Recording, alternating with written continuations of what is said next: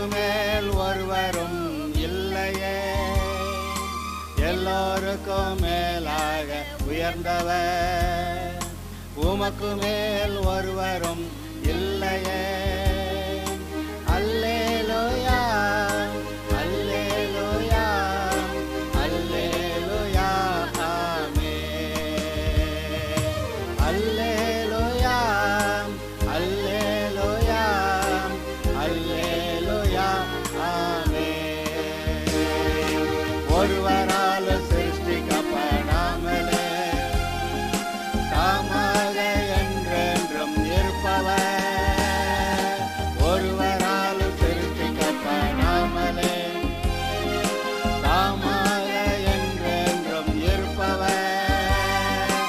அல்லேலூயா, அல்லேலூயா, அல்லேலூயா, ஆமென். அல்லேலூயா, அல்லேலூயா, அல்லேலூயா, ஆமென். இன்றும் கூட விசுவாசம் பற்றி நாம் படிக்கிறோம். இங்கே பாருங்கள், நீங்கள் பரிசுத்தமாக இருக்கலாம், நீதிமானாக இருக்கலாம், ஒரு பாவமும் இல்லாமல் இருக்கலாம், ரட்சிக்கப்பட்டிருப்பீங்க, உங்கள் பேர் ஜீவ புஸ்தகத்தில் இருக்கும், மரித்தால் பரலோகம் போவீங்க, சபைக்கு உட்பட்டவர்களாக இருப்பீங்க, நீதிமான்களாக இருப்பீங்க, எல்லாம் இருக்கும். கர்த்தர் ஆலயத்துக்கு போவீங்க, பைபிள் வாசிக்குவீங்க, ஜெபம் பண்ணுவீங்க.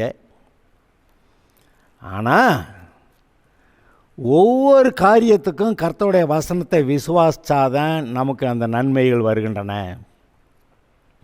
அப்போ அந்த நன்மை வருகிறதற்கு முந்தின படிக்கட்டு நாம் அதற்கேற்ற அந்த வசனத்தை விசுவாசிக்கிறது.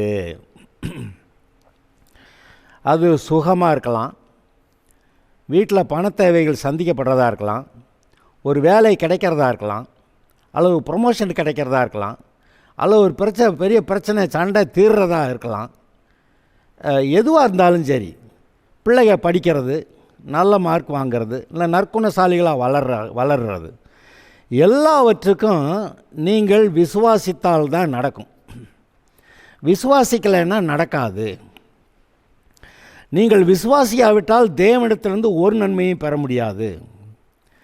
இரு மனமுள்ளவன் எதையாயிலும் கர்த்தரிடத்திலிருந்து பெறலாம் என்று நினையாதிருக்க கடவன். அப்படின்னா என்ன அர்த்தம்?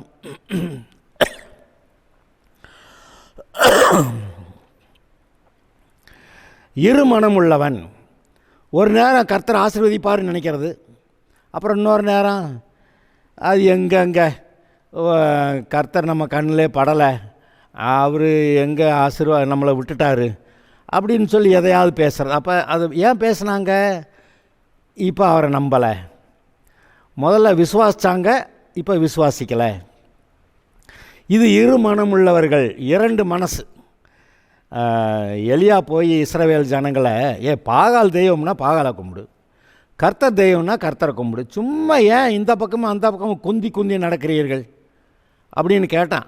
அவன் சொல்லிட்டான், பாகால் தெய்வம்னா பாகால்கிட்ட போ, கர்த்தர் தெய்வம்னா கர்த்தர்கிட்ட இரு அப்படின்னா அந்த இஸ்ரவேலர் பதிலே சொல்லலையா.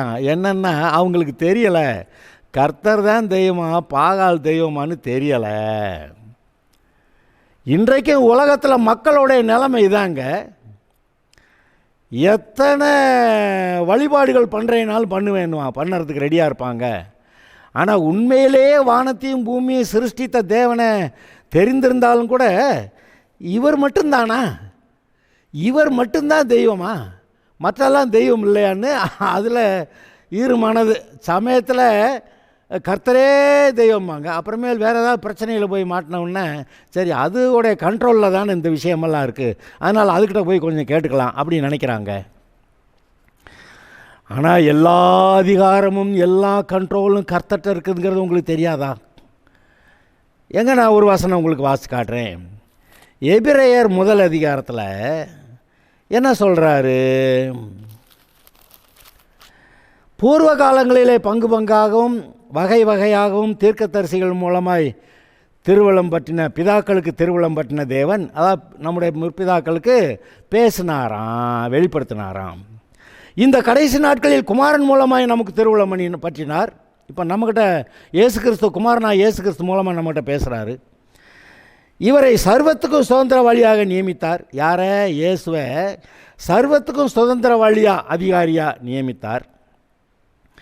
இவரை கொண்டு உலகங்களை உண்டாக்கினார். கொலோசையர் முதல் அதிகாரத்தில் எழுதியிருக்கா, அப்படி தானே? பிதாவும் குமாரனும் சேர்ந்து தான் இந்த அண்ட சராசரங்களை உண்டாக்கினார்கள்னு எழுதியிருக்கு. இப்போ இங்கே என்ன எழுதியிருக்கு? பிதாவாகிய தேவன் இயேசுவை கொண்டு உலகங்களையும் உண்டாக்கினார்.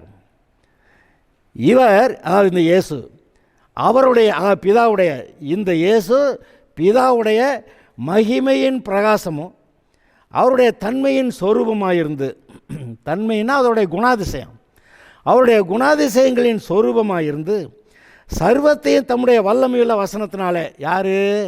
இயேசு தம்முடைய வல்லமையுள்ள வசனத்தினாலே தாங்குகிறவராய் தம்மாலே தாமே நம்முடைய பாவங்களை நீக்கும் சுத்திகரிப்பை உண்டு பண்ணி உன்னதத்தில் இருக்கிற மகத்துவமானவருடைய வலது பார்சத்திலே உட்கார்ந்தார்.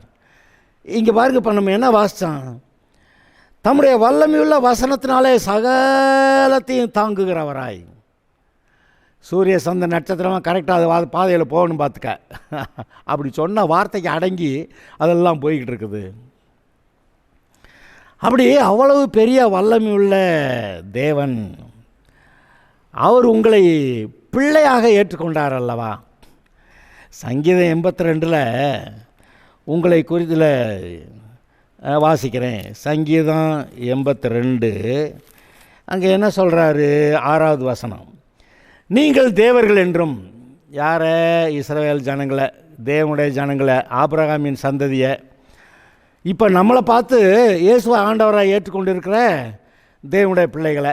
கரெக்ட் தானா? ஓகே. நீங்கள் தேவர்கள் என்றும் நீங்கள் எல்லாரும் உன்னதமானவரின் மக்கள் என்றும் சொல்லியிருந்தேன். ஆஹா, எவ்வளவு மேன்மையா நம்மளை தேவர்கள் அப்படி சொல்லியிருந்தேங்கிறாரு. அப்புறம் சங்கீதம் 8 தன்னுடைய பிள்ளைகளை பற்றி எப்படி அவர் மேன்மையாக சொல்லியிருக்கிறாருன்னு பாருங்கள். சங்கீதம் 8 அதில் ஒரு வரியை வாசிக்கிறேன். மனுஷனை நீர் நினைக்கிறதற்கும் மனுஷகுமாரனை விசாரிக்கிறதுக்கும், இயேசுவை, மனுஷன் சாதா மனுஷன்தான், இயேசு மனுஷனாக வர்றாரு. மனுஷகுமாரனை நீர் விசாரிக்கிறதற்கும் அவன் எம்மாத்திரம். அந்த இந்த ஒரு 6 அடி 7 அடி உயரமாக இருக்க இந்த இயேசுனா இருக்கா, இம்பூட்டு வேலையும் செய்கிறீங்க.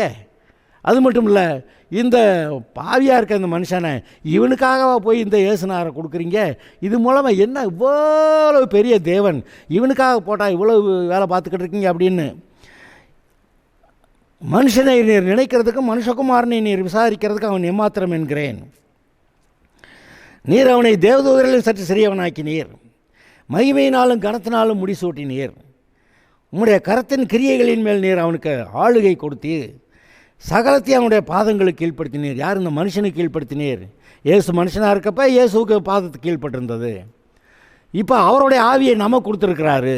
இப்போ எல்லாம் நம்ம பாதத்துக்கு கீழ்ப்பட்டிருக்கிறது. ஹலோ, இந்த ஆதியாகமம் முதல் அதிகாரத்தில் அவர் எப்படி உங்களை சிருஷ்டித்தார்னு எழுதியிருக்கு. ஆதியாகமம் 1:26-28. பின்பு தேவன் நமது சாயலாகவும் நமது ரூபத்தின்படியே மனுஷனை உண்டாக்குவோமாக. எப்படி? அவருடைய சாயல், அவருடைய ரூபம். சிங்கம் மாதிரி இல்லை, கரடி மாதிரி இல்லை, யானை மாதிரி இல்லை, இல்லை ஏதாவது குருவி பறவை மாதிரியெல்லாம் இல்லை.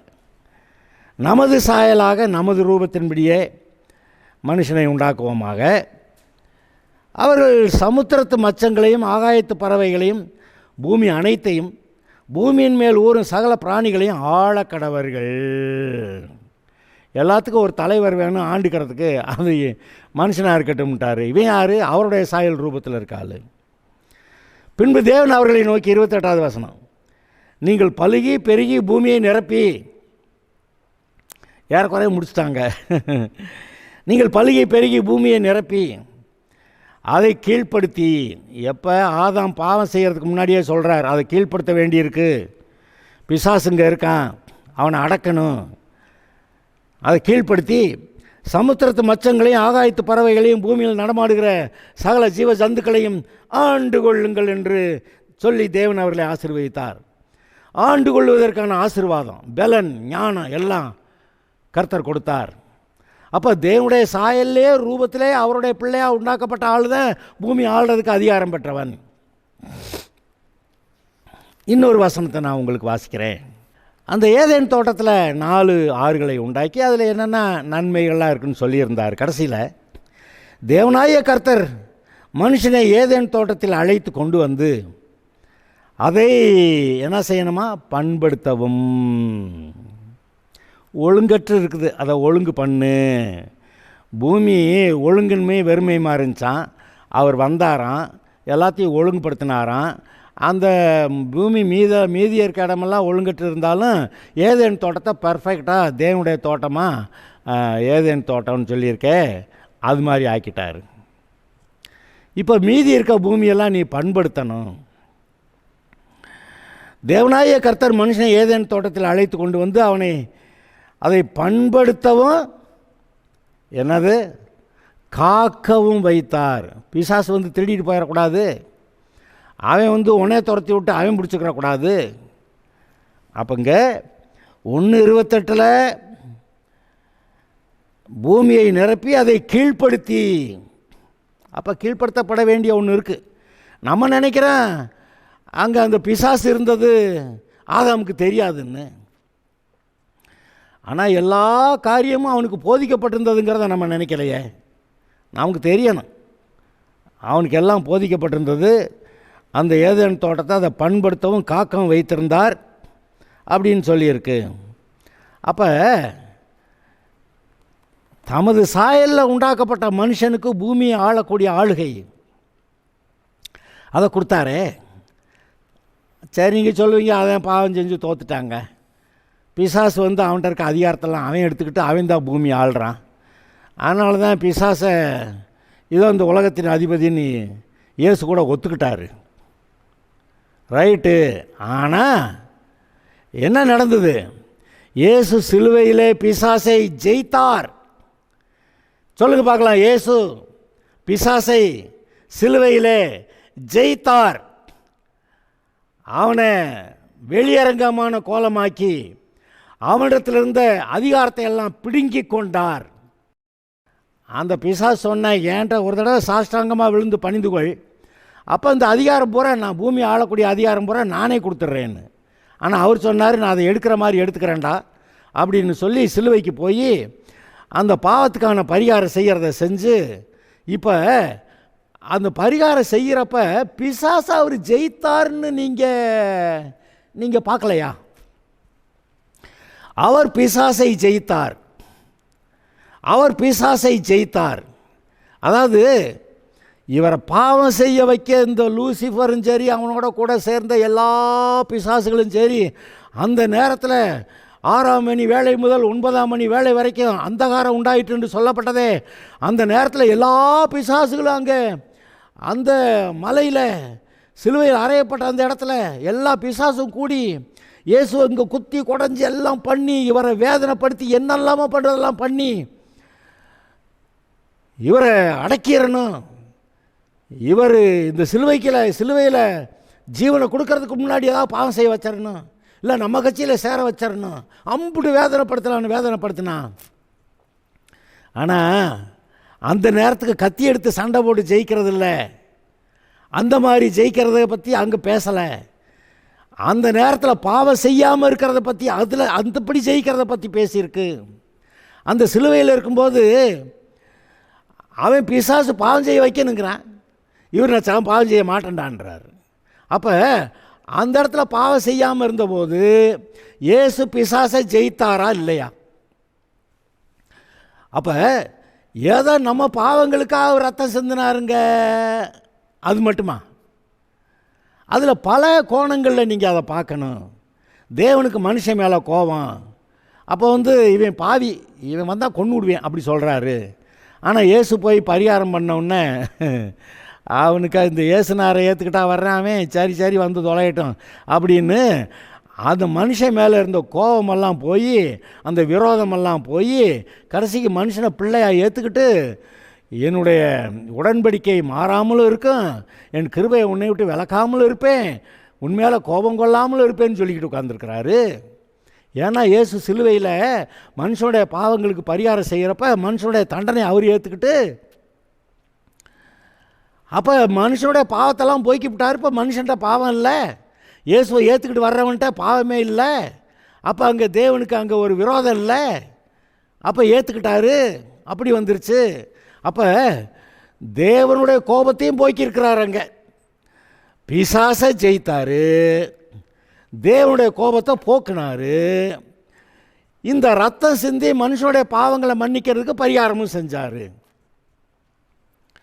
அப்போ அட்லீஸ்ட் இந்த 3 கோணங்கள் இன்னும் நிறையா இருக்குது, நான் சொல்கிறேன். அந்த 3 கோணங்களில் நீங்கள் பார்க்கலாம்ல. அப்படி இயேசு சிலுவையில் இருக்கும்போது மனிதனுடைய பாவங்களுக்காக பரிகாரம் செஞ்சதுனால இயேசுவின் ரத்தம் மனுஷனுடைய பாவங்களை கழுவுது, அவனை சுத்திகரிக்குது. அப்புறம் தேவனுடைய கோபத்தை அவர் போக்கிட்டார். இதில் இப்போ நமக்கு பார்க்க வேண்டியது, இயேசு சிலுவையிலே பிசாசை ஜெயித்தார். பிசாசு அப்போதைக்கு பிசாசு ஜெயிக்கணும்னா என்ன செய்யணும்? இயேசுனார பாவம் செய்ய வைக்கணும். அதாவது இயேசு சிலுவைக்கு போவார், மனுஷனாக பிறப்பாருன்னு சொல்லி எவ்வளவு தீர்க்க தரிசனம் எழுதிருந்துச்சு. இந்த பிசாசு கெட்டிக்காரனாக இருந்தால் அந்த தீர்க்க தரிசனங்களில் ஒன்றையாவது நிறைவேற விடாமல் தடுத்துருக்கணும். ஆனால் அது ஒன்றையும் தடுக்க முடியல. இப்போ சிலுவையில் போய் தன்னுடைய ஜீவனை கொடுக்க போகிறப்ப அப்போ பாவம் செய்ய வச்சிடலான்னு எல்லா போராட்டமும் போராடினா. அவனுக்கு தெரிஞ்சு போச்சு, இந்த பஸ்கா அன்னைக்கு தான் இயேசு தன் ஜீவனை கொடுக்குறாரு. பஸ்கா ஆடு அடிக்கப்பட்ட மாதிரி இவர் தான் பஸ்கா ஆடு இருந்து ஜீவனை கொடுக்குறாரு. இந்த டைம், அந்த மாலை நேரம், அந்த நேரத்துக்கு மேலே பிசாசுக்கு டைம் இல்லை. அதுக்கு முன்னாடி அவரை ஏதாவது பாவம் செய்ய வைக்கணும், அவரை தேவனுக்கு கீழ்ப்படியாமல் பண்ணணும். எனக்கு இதுக்கு மேலே முடியல, நான் இறங்கி போகிறேன்னு இறங்கி போக வைக்கணும். என்னெல்லாமோ பிசாசு முயற்சி தான். ஆனால் அன்றைக்கு இயேசு பாவம் செய்யாமல் தன் ஜீவனை கொடுக்கறதான ஜெயம்.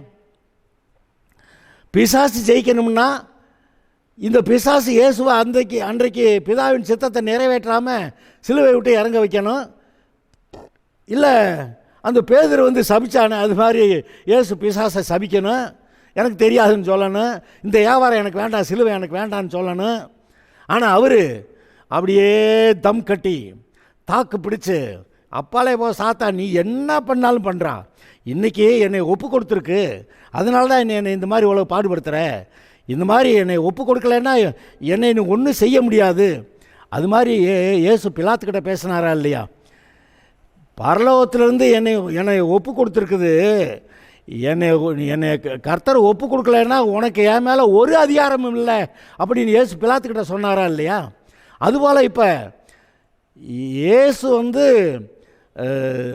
சோதிக்கப்படுகிறதுக்கு, உபத்திரவப்படுவதற்கு, சிலுவையில் பாடுபடுவதற்கு, இந்த பிசாசு மூலமாக எல்லா உபத்திரவங்களையும் பாடுகளையும் படுகிறதற்கு இயேசு ஒப்புவிக்கப்பட்டிருந்தார். ஒப்புவிக்கப்பட்டிருந்ததுனால தான் இந்த பிசாசு அவரை அவ்வளவு பாடுபடுத்த முடிஞ்சிச்சு. ஆனால் அவ்வளவுலேயே அவர் நின்று தாக்கு பிடிச்சு, போடா பிசாசே, இப்படி வேதனைன்னுட்டு கடைசி வரைக்கும் தாக்கு பிடிச்சு, பிதாவே என் ஆவியை உம்மிடத்தில் ஒப்படைக்கிறேன் அப்படி ஒப்படைச்சு. அப்போ இயேசு பிசாசை ஜெயித்தாரா இல்லையா? இப்படி பிசாசை ஜெயித்த இயேசு இப்பொழுது உங்களோட கூட இருக்காரா இல்லையா?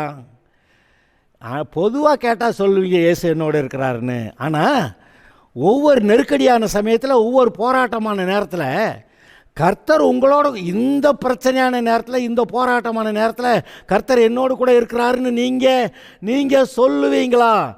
அவர் இம்மானுவேல், எனக்கு இம்மானுவேலராக இருக்கிறார், அவர் என்னுடைய பட்சமாக இருக்கிறார், அவர் எனக்காக வழக்காடுகிறார், எனக்காக யுத்தம் பண்ணுகிறார், என்னை யுத்தத்துக்கு பழக்க வைக்கிறார், எனக்கு ஜெயம் கொடுக்குற தேவனுக்கு ஸ்தோத்திரம் அப்படின்னு நீங்கள் சொன்னீங்கன்னா அவரை நீங்கள் அங்கீகரிச்சிங்க, ஏற்றுக்கிட்டீங்க அப்படின்னு அர்த்தம். அவரை பிடிச்சிக்கிட்டீங்கன்னு அர்த்தம்.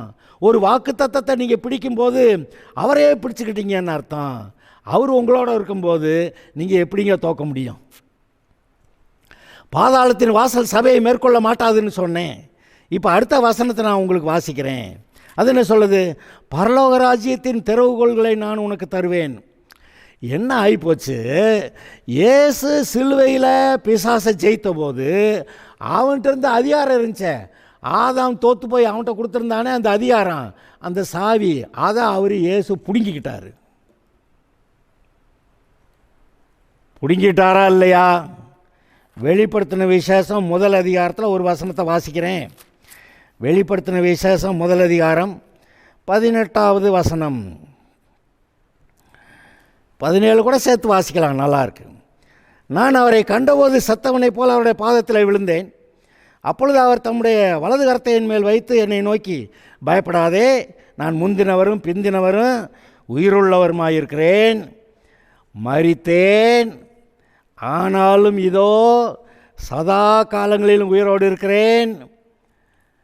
ஆமேன். நான் மரணத்திற்கும் பாதாளத்துக்கும் உரிய திறவுகோல்களை உடையவராயிருக்கிறேன். மரணத்துக்கும் பாதாளத்துக்கும் உரிய திறவுகோல்களை உடையவராயிருக்கிறேன். அதாவது மரணம்னா என்னது? மனுஷன் செத்து நரகத்துக்கு போகிறது.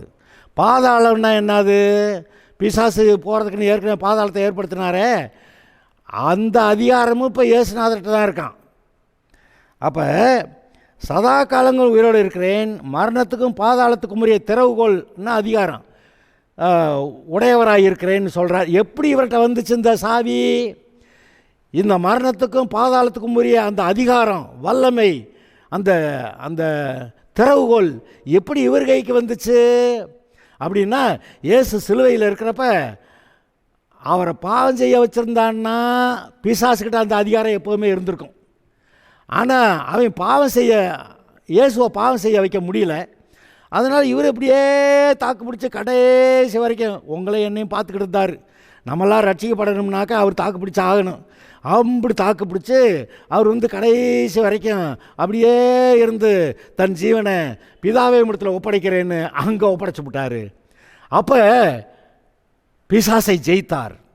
பிசாசை ஜெயித்த போது ஆதாம்கிட்டருந்து பிடுங்கி வச்சுருந்தான்ல அந்த அதிகாரம், பூமி ஆளக்கூடிய அதிகாரம், அதை அவர் பிடுங்கிக்கிட்டார். அந்த அதிகாரத்தை இயேசு பிசாசுக்கிட்டேருந்து பிடுங்கி, அதாவது அந்த மத்தேயு 16:19 இதோ பரலோக ராஜ்யத்தின் திறவுகோல்களை நான் உனக்கு தருவேன்.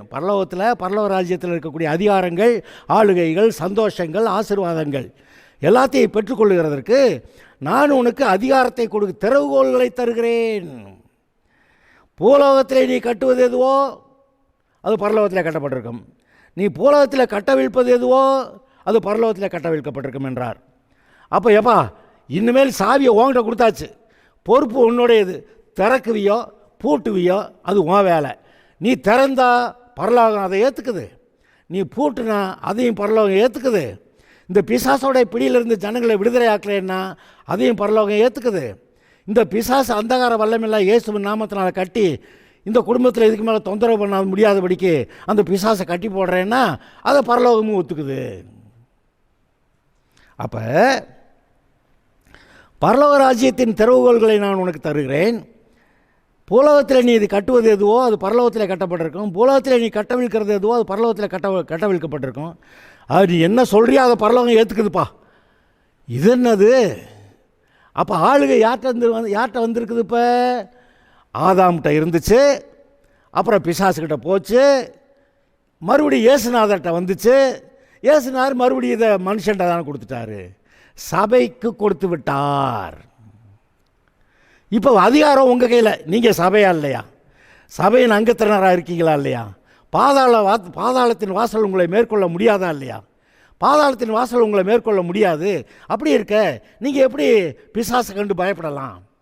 பிசாசு உங்களை என்ன செய்ய முடியும்? உங்களை மேற்கொள்ள முடியாது. நீங்கள் கிறிஸ்துவ கிருபைக்குட்பட்டிருக்கிறபடியால் பிசாசு உங்களை பாவம் செய்ய வைக்க முடியாது. அப்படி எழுதியிருக்கா இல்லையா? ஆக பிசாசுக்கு உங்கள் மேல் ஒரு அதிகாரம் கிடையாது. பிசாசு உங்களை தொட முடியாது. மாறாக பிசாசோடைய பிடியில் இருக்கிறதெல்லாம் எடுக்கிறதுக்கு உங்களுக்கு அதிகாரம் இருக்கு. பிசாசு ஏற்கனவே மனுஷன்ட்ட இருந்த ஆசீர்வாதத்தெல்லாம் அதிகாரத்தெல்லாம் திருடி கொண்டு போய் அந்த காலத்தில் வச்சுருந்தான். இப்போ சாவியை கர்த்தர் உங்ககிட்ட கொடுக்குறாரு. இந்த ஆசீர்வாதத்தை கொண்டு போய் அங்கே அடைச்சி வச்சுருக்கேன், இந்த சுகங்கிற ஆசீர்வாதத்தை இதில் அடைச்சி வச்சுருக்கேன், பொருளாதார ஆசீர்வாதங்கிறது அதில் அடைச்சி வச்சுருக்கிறேன், இந்த மனுஷனுக்கு இந்த வியாதியை போட்டு அதில் கட்டி வச்சுருக்கேன், இந்த மனுஷனுக்கு இந்த வியாதியை போட்டு மனக்குழப்பத்தை கொடுத்து இங்கே கட்டி வச்சுருக்கிறேன், இந்த மனுஷனை பைத்தியக்காரனாக்கி இங்கே கட்டி வச்சுருக்கிறேன், இந்த மனுஷனை லூஸ் ஆக்கி ஒரு விவரமும் தெரியாமல் அப்படி ஒருத்தன் இங்கே கட்டி வச்சுருக்கேன், இவன் சத்தியம் தெரியாத ஆளாக இருக்கேன். அப்போ உங்ககிட்ட சாவியை கொடுத்து அந்த சத்தியம் தெரியாதவனுக்கு சாவியை அவனை திறந்து விட்டு இந்த தெரிஞ்சுக்கடா சத்தியத்தை அப்படின்னு இயேசுவை பற்றி அவங்களுக்கு சொல்கிறதுக்கு உங்களுக்கு அதிகாரம், திறவுகோல். அங்கே வியாதியில் போட்டு வச்சுருக்கேன், அவனை வியாதியில் இருக்கிறவனை அந்த திறவுகோலை திறந்து அவனை அதில் வெளியே வர வச்சு அந்த வியாதியிலிருந்து அவனை விடுதலை ஆக்கிற அந்த அதிகாரம் உங்களுக்கு கொடுக்கப்பட்டிருக்கிறது. தருத்திரத்தில் ஒருத்தனை அடைச்சி வச்சுருக்கேன், அப்போ அதுக்கான சாவியை போட்ட தருத்திரத்தில் இருக்கிறவனை அவனை விடுதலை ஆக்கி அதை செய்கிறதுக்கு அதிகாரம் உங்கள்கிட்ட. யார்கிட்ட? சபைக்கு. அதிகாரம் உங்களிடத்தில் இருக்கிறது, நீங்கள் அதை செயல்படுத்துங்கள். இதோ பரலோக ராஜ்யத்தின் திறவுகோல்களை நான் உனக்கு தருவேன். யாருக்கு? சபைக்கு. அப்போ சபைக்கு இந்த அதிகாரம் இருக்கிறது. இன்றைக்கி என்ன பிரச்சனைன்னா சபைக்கே இந்த விவரம் தெரியல, சபைக்கே விவரம் தெரியலங்க. என்ன குழப்பம். அப்போ அதனால தான் சொன்னார், சத்தியத்தை அறிவீர்கள், சத்தியம் உங்களை விடுதலை ஆக்கு. அப்பா இம்புட்டு செஞ்சு வச்சுட்டேன், ஆனால் விவரம் இல்லாமல் இருக்கீங்க, இந்த விவரம் தெரிஞ்சிச்சுன்னா நீங்கள் விடுதலைக்குள்ளே வந்துடுவீங்க அப்படின்னு இயேசு சொன்னார். அப்போ நமக்கு தேவையானது என்ன? தேவனை அறிகிற அறிவு. அந்த 2 பேதுருல முதல் அதிகாரத்தில் என்ன சொல்கிறாரு நான் உங்களுக்கு வாசித்து காட்டுறேன். 2 பேதுரு முதல் அதிகாரம் சொல்லியிருக்கு, தேவனை அறிகிற அறிவினால் உங்களுக்கு கிருபையும் சமாதானம். 2வது வசனம், முதல் அதிகாரம் 2வது வசனம். இயேசுவை அறிகிற அறிவினாலே உங்களுக்கு கிருபையும் சமாதானம். நம்பர் 1 எது? அறிகிற அறிவினாலே. நம்பர் 2 நம்மை அழைத்தவரை அறிகிற அறிவினாலே, அதுவும் அறிவினால தான், தேவனை அறிகிற அறிவினால ஜீவனுக்கும் தேவபக்திக்கு வேண்டிய யாவற்றையும் அவருடைய வல்லமை நமக்கு தருகிறது. அது அந்த அறிவு இருந்தால் தான் போய் எடுக்க முடியும். அடுத்து, இச்சையினாலே இந்த உலகத்தின் உண்டான கேட்டுக்கு தப்பி திவ்ய சுபாவத்துக்கு பங்குள்ளவர்களாகும் பொருட்டு, தேவனுடைய சுபாவத்துக்கே நம்ம பங்குள்ளவர்களாக இருக்கிறோம். இந்த அறிகிற அறிவினாலே நீங்கள் அதை பெற்றுக்கொள்வீர்கள். இன்றைக்கி அதனால தான் பிசாசு ஜனங்களை மந்த புத்தி உள்ளவர்களாக, யார்? சபை மக்களை மந்த புத்தி உள்ளவர்களாக, என்ன சொன்னாலும் பேசாமல் உட்காந்துருப்பாங்க, வாசித்தாலும் புரியலைன்னுவாங்க, வாசிக்க நேரம் இல்லைன்னு சொல்லுவாங்க, மனசு இல்லை, அதனால பிரச்சனை. அப்போ நீங்கள் கர்த்தரை அறிகிற அறிவினால் இவ்வளவு நன்மையை நீங்கள் பெற்றுக்கொள்ள வாய்ப்பு இருக்குது. அதனால தான் அவன் உங்களை விவரம் இல்லாத ஆளாக வச்சுருக்கான். சிலர் சொல்லுவாங்க, எனக்கு ஒன்றுமே தெரியாது, எனக்கு ஒரு ஆத்திரமாக இருக்கும், ஆனால் ஒன்றும் சொல்ல முடியாது, எனக்கு ஒன்றுமே தெரியாதுங்கிறதுல ஒரு பெரிய பெருமை என்னங்கடா அது? ஒன்றுமே தெரியாதுன்னா உனக்கு ஒன்றுமே கிடைக்காது. ஆனால் தேவனை அறிகிற அறிவு வரும்போது இந்த பரலோக ராஜ்யத்தின் திறவுகோள்கள் உனக்கு இருக்குதுன்னு தெரியும் போது அந்த சாவியை போட்டு அதை எடுத்துருவேன். நீயே அந்த சாவி எது? வாக்குத்தத்தங்கள். அவருடைய தழும்புகளாலே குணமானீர்கள், நானே உன் பரிகாரியான கர்த்தர், சத்துருவின் சகல வல்லமையை மேற்கொள்ள உனக்கு அதிகாரம் கொடுக்கிறேன், ஒன்று உங்களை சேதப்படுத்த மாட்டாது, நீங்கள் பரிசுத்தராக இருக்கிறீர்கள், நீங்கள் நீதிமான்களாக இருக்கிறீர்கள், தேவனுடைய குமாரனும் குமார்த்தியுமாக இருக்கிறீர்கள், ஆளுகையின் அதிகாரம் உங்களுக்கு கொடுக்கப்பட்டிருக்கிறது, பிசாசை கீழ்ப்படுத்த, அவனை அடக்க, அவனை துரத்த உங்களுக்கு அதிகாரம் இருக்கிறது. இந்த விவரம் தெரியாமல் இருக்கிறதுனால நம்மளை எல்லாத்தையும் அவன் அடைச்சி போட்டு வச்சுருக்கான். அதனால தான் இயேசு சொன்னார், சத்தியத்தை அறிவீர்கள், சத்தியம் உங்களை விடுதலையாக்கும்னு. அப்போ இந்த அறிகிற அறிவுக்குள்ளே வரும்போது நீங்கள் விசுவாசிப்பீர்கள், பிசாசை ஜெயிப்பீர்கள். தேவனால் பிறந்த எதுவும் உலகத்தை ஜெயிக்கும், தேவனால் பிறந்ததெல்லாம் பிசாசை ஜெயிக்கும். நீங்கள் தேவனால் பிறந்திருக்கீங்களா? அப்போ நீங்கள் பிசாசை ஜெயிக்கலாம். தேவனால் பிறந்திருக்கீங்களா? பிசாசு உங்களை தோற்கடிக்க முடியாது. நீங்கள் தேவனால் பிறந்திருக்கீங்களா? கர்த்தர் உங்களுக்கு ஜெயம் கொடுக்கிறார். அல்லேலூயா. ஜெயம் கொடுக்கிற தேவனுக்கு ஸ்தோத்திரம். Okay, God bless you.